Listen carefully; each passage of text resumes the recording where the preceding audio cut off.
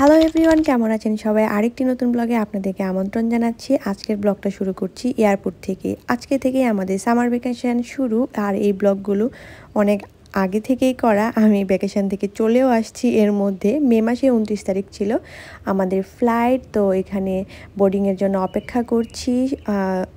এখন প্রায় 8:30টার মতো বাজে, 10:30টার দিকে বোর্ডিং শুরু হবে। একটু আর্লি চলে আসছিলাম এয়ারপোর্টে।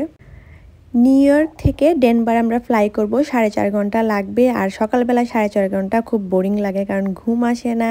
আর তো ফ্লাইটে ঘুমাইতেও চায় না, তাই কেউ ঘুমাতে পারছিলাম না। তারপরে 4.5 ঘন্টা অপেক্ষা শেষ করে আমরা এবার ডেনভার নেমে যাই। ডেনভারে আসার পরে এয়ারপোর্টে মোটামুটি হারিয়ে যাওয়ার মতো অবস্থা। এটা সম্ভবত ওয়ার্ল্ডের 3rd লার্জেস্ট এয়ারপোর্ট। যাই হোক, অনেক ঘোরাঘুরি করে তারপরে আমরা ব্যাগ কালেক্টের জন্য দাঁড়িয়েছিলাম। ব্যাগ কালেক্ট করার পরেও কার সিট পাওয়া যাচ্ছিল না। কার সিটটা ওরা অন্যদিকে রাখে, সেটাই আমরা জানতাম না। তারপরে কার সিট পাওয়ার পরে আমরা চলে আসছি। এসে আমি এখানে ব্যাগ নিয়ে বসে আছি, আর এখান থেকে আমরা একটা রেন্টাল কার নিব। আগে থেকেই বুক করা ছিল, জাস্ট এখন পিক আপ করবো।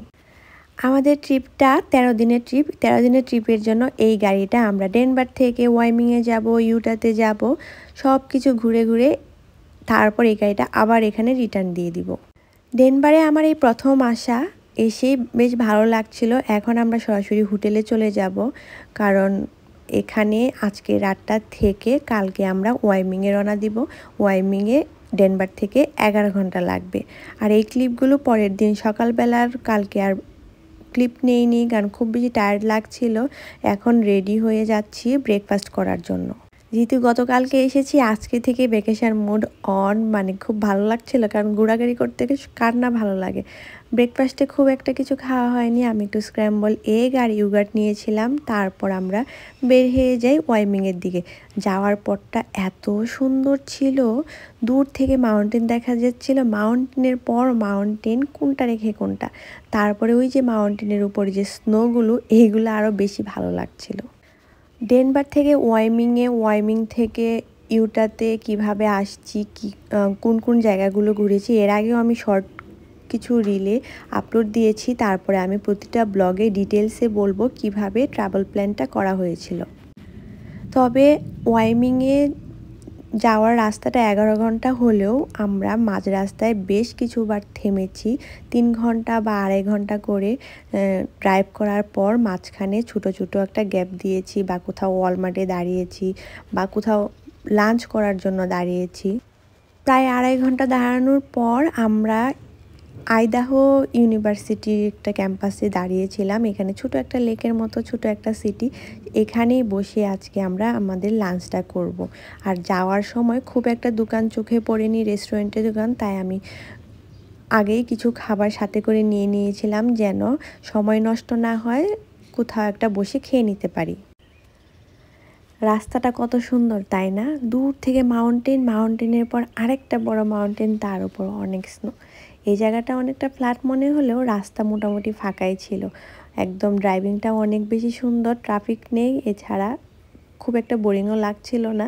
আর তাছাড়া এত বড় বড় মাউন্টেন, আর এই প্রথমবার একদম মাউন্টেন ঘেঁষে দুই পাশে রাস্তা, দেখতেও বেশ সুন্দর লাগছিল। আর এই যে এই মাউন্টেনগুলো দেখে মনে হচ্ছে বালি দিয়ে কোনো কিছু একটা সাজানো। এটাই ভাবছিলাম যে এত বড় বড় মাউন্টেন, আর আমাদের দিকে একদম ফ্ল্যাট ল্যান্ড। আর কোনো কিছু প্রথমবার দেখলে তো আরও বেশি ভালো লাগে। মানে পুরো 11 ঘন্টার ড্রাইভিংটা একটু ডিফারেন্ট ছিল। এক এক জায়গার মাউন্টেনগুলো এক এক রকম ছিল।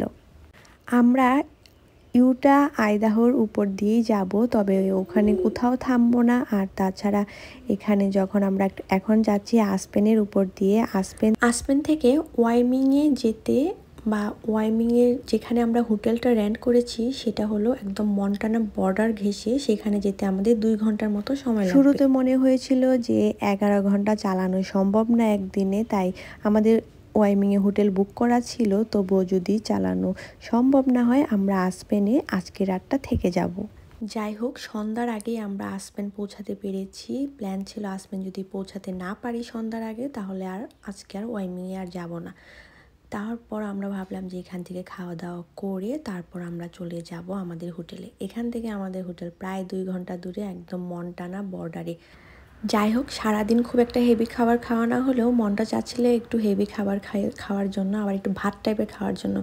তাই একটা থাই রেস্টুরেন্ট খুঁজে বের করে সেখানে খাওয়া দাওয়া করা শুরু করে দিলাম। এখানে খাওয়া দাওয়া শেষ করে চলে যাব হোটেলে। আজকে ব্লগটা